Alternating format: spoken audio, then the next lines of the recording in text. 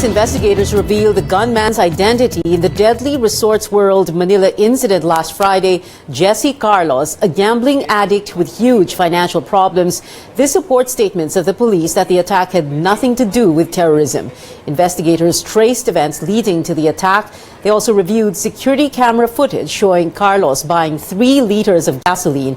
He then hailed a taxi to Resorts World. Carlos then poured gasoline on casino tables and set them on fire. Our correspondents are covering all angles of this story. Our Rex Remigio is in Pasay City as police review the security protocols of Resorts World. JC Putinga joins a security meeting to discuss how businesses should prevent a repeat of a similar incident. And Cecil Lardizabal talks to gaming and tourism officials on how the country is affected by the Resorts World tragedy. Well, now that the gunman has been identified and his motive established, police say the case is closed insofar as the attack is concerned, but they're still investigating the hotel's security protocols. Our Rex Remigio now joins us live from Pasay City. Rex, we learned that police are inside Resorts World right now. Any word from them?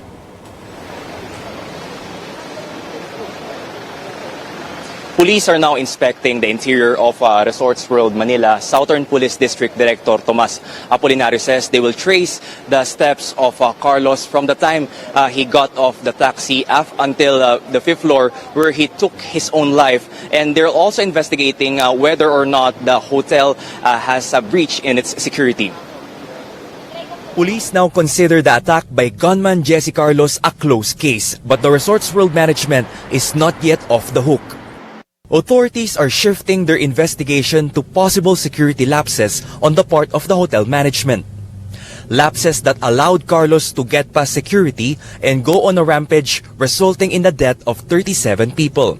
That's the entrance at the ground floor of the parking building where Jesse Carlos went in while carrying a bag with an Armalite and containers of gasoline inside. Based on the hotel's security camera footage, there was no security guard manning the entrance at that given time. Carlos entered the casino at the 2nd floor and bypassed the metal detector. An unarmed security personnel tried to stop him, and that's when he took out his Armalite. Resorts World Chief Operating Officer Stephen Riley says security did not fight back to prevent an escalation of violence. Riley adds armed security are only allowed outside the building. The management is stepping up checks around the complex. Security guards are even barring the media from getting near the entrance. The Philippine National Police summoned 5 personnel from the agency that handles the security of Resorts World. The truth, the facts coming from the incident mismo, at saka yung CCTV of course, saka yung mga other pieces of evidence. The PNP also wants to know if the armed security was able to use their guns during the incident. The police will release their findings from the meeting this week. Metro Manila Police Office Chief Oscar Albayalde credits the fast response of policemen. They were at the scene in 9 minutes. But based on their own timeline, it took them 50 minutes looking for the gunman before he was found inside the hotel.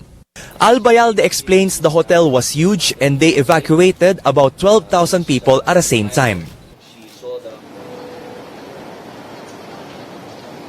The hotel management has yet to announce on when normal operations will resume. In an earlier statement, the management says they will hold a 7-day mourning period, and by Saturday they might open again for the public. Back to you. Rex, describe to us what the atmosphere is like there right now. Are nearby establishments affected by what happened to Resorts World? Well, hotels, nearby convenience stores and restaurants are still open. There's still business as usual. It seems that they're unaffected by the carnage that happened on a Friday midnight. And even at the entrance of Resorts World, there are curious passers-by that are taking selfies with the entrance. Back to you. Rex Remigio reporting there.